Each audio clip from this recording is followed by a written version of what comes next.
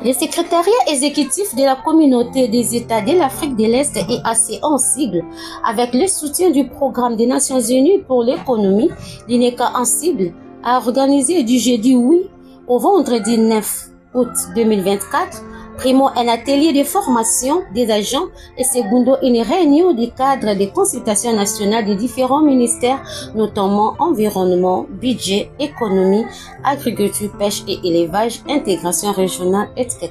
Cette activité avait pour but l'élaboration des stratégies et plans d'action de la communauté de l'Est pour l'économie bleue en République démocratique du Congo.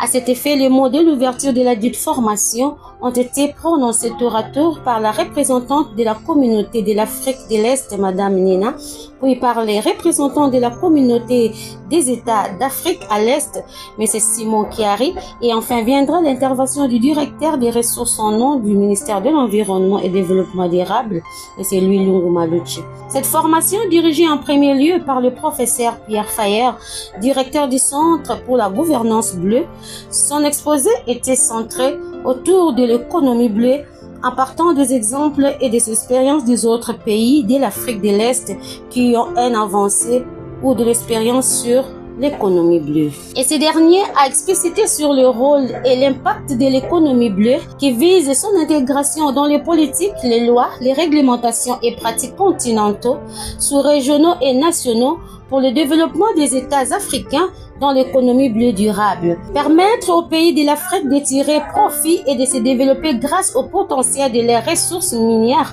aquatiques telles que pêche, gaz, pétrole. Définir des stratégies durables qui favorisent les activités économiques autour des ressources maritimes et aquatiques afin de contribuer à la pérennité de nos lacs, mers, océans, fleuves, côtes, rivières. Et en ce qui concerne particulièrement la République démocratique du Congo, son implication dans l'économie bleue aura de l'impact sur la performance économique, la bonne gestion de nos ressources aquatiques qui permettrait de mettre en œuvre l'agriculture et améliorer l'adaptation du secteur de l'aquaculture, renforcer une alimentation équilibrée de qualité, atténuer la pauvreté, création d'emplois, diminuer les effets du changement climatique dans notre environnement. En second lieu viendra l'exposé du professeur Suzanne Boussiré, spécialiste sur le tourisme bleu à Mombasa. Sa thèse était basée sur le tourisme bleu qui est une source de revenus énorme concernant l'exploitation de nos zones côtières pouvant améliorer les conditions de vie de la population. qu'elle est énumérée dans le point 7 des objectifs du développement durable ODD en sigle. Le tourisme occasionne l'amélioration des sites, l'exposition des patrimoines culturels marins et sous-marins, la visite de la faune marine, pêche sportive, plongée sous-marine, création des activités côtières, espaces bleus, visites, promenades, découvertes, nage, etc. a-t-elle renchéri. Suivant quelques propos recueillis par Madame Jocelyne Lombadian-Tété et Jessie Kanza. L'économie bleue, c'est un concept assez récent, on va dire, qui a à peu près une quinzaine d'années. L'intérêt du concept, c'est qu'on peut le décliner de différentes manières. Et pour l'Afrique, c'était surtout de pouvoir inclure, à côté des océans et à côté des zones côtières, de pouvoir inclure tout ce qui est lacustre, que ce soit les lacs, les rivières et les fleuves. Donc on a une économie bleue qui est beaucoup plus intégrée que ne peut l'être, par exemple, la définition ou l'économie bleue telle que les Européens peuvent l'avoir ou les Nord-Américains, où on s'attache essentiellement à la valorisation du potentiel marin. Alors l'économie bleue pour l'Afrique, c'est plusieurs choses. La première, c'est de se rendre compte de l'importance des écosystèmes littoraux, marins et lacustres, puisqu'on parle des eaux continentales, pour l'amélioration du bien-être humain, pour l'amélioration des performances économiques des différents secteurs, que ce soit la pêche qui est un secteur traditionnel, mais on peut aussi penser à l'aquaculture, notamment à l'aquaculture des algues qui est un secteur émergent, les technologies bleues, les biotechnologies qui sont en train d'émerger un peu partout dans le monde et pour lesquelles l'Afrique doit rattraper le retard actuel, mais qui sont sur la côte est-africaine assez prépondérantes. Et donc dans ce cadre-là, on a pour la RDC une économie bleue qui doit surtout regarder ou mettre en valeur l'existant. On parlait des tourbières tout à l'heure, Les tourbières sont un fabuleux matériau pour stocker, matériau écologique pour stocker le carbone.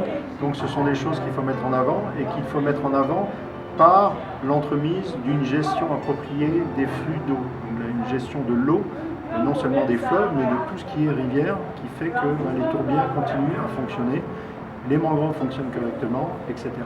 Et pour cela, il faut bien entendu agir en amont sur toutes les manifestations de pollution que l'on peut avoir ou les manifestations de détérioration des environnements, notamment des berges et de tout ce qui est l'environnement fluvial et marin. D'abord, la formation s'adresse à des gens de différents secteurs, de différentes institutions, surtout des ministères et surtout du secteur académique, on va dire des universités, des centres de recherche.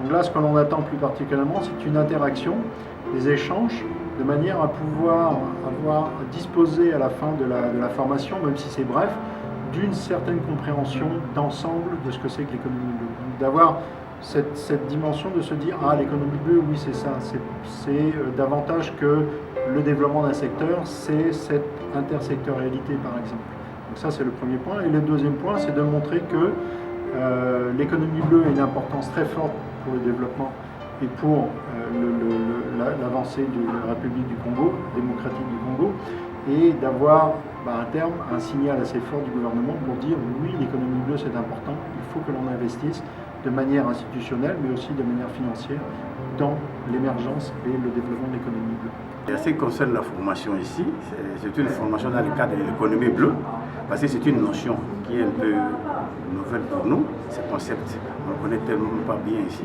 C'est pour ça qu'on a préféré qu'il y ait une formation sur l'économie bleue, que les gens sachent qu'est-ce qu'on entend par l'économie bleue, avoir des connaissances sur l'économie bleue. Qu'est-ce que ça peut faire pour nous? Donc, d'une façon durable, comment nous devons gérer nos économies. Donc, ce qui concerne par exemple les océans, les rivières, nos lacs, tout ça, ils ont des potentiels, comment nous devons les gérer et les capitaliser. C'est ça vraiment l'objectif. En ce qui concerne ce que nous attendons à l'économie, d'abord nous devons valider le draft qui est là de l'EAC, parce que nous devons avoir un texte commun de tous les pays de l'EAC et voir les stratégies, parce qu'il y a des stratégies et le plan d'action, voir ensemble comment nous devons collaborer avec les autres pays pour qu'on mette ensemble un programme commun pour la gestion de l'économie bleue. Et c'est cette économie bleue qui va booster l'économie aussi du pays dans de nouveaux secteurs, dans un nouveau secteur. Par exemple, le secteur d'aquaculture, le secteur d'aquaculture, dans le cadre des énergies renouvelables, tout ça. Et puis dans le cadre même du tourisme bleu. Donc c'est vraiment quelque chose de très important. Après avoir validé le plan stratégique, et donc le plan d'action et puis la stratégie, nous allons soumettre ce projet aux décideurs, donc à nos autorités, et ça va monter au niveau des ministres qui vont les valider pour les mettre en pratique. Donc la mise en œuvre viendra après l'acceptation au niveau politique. Qu'il soit souple pour nous donner l'occasion pour que nous bénéficions, comme les autres pays de l'EAC, qui bénéficient de l'économie bleue. J'ai trouvé la conférence très intéressante, d'autant plus que le concept de l'économie bleue est encore nouveau ici chez nous. Et moi particulièrement qui suis de la ressource en eau, vous comprenez que ce concept nous intéresse au plus fond de nous parce que ça parle de l'eau. Alors nous avons toujours dit que dans l'eau il y a beaucoup de richesses. Il y a beaucoup de richesses que l'eau peut produire, il y a beaucoup de richesses qu'on peut trouver grâce à l'eau, il y a beaucoup de richesses qu'on trouve dans l'eau.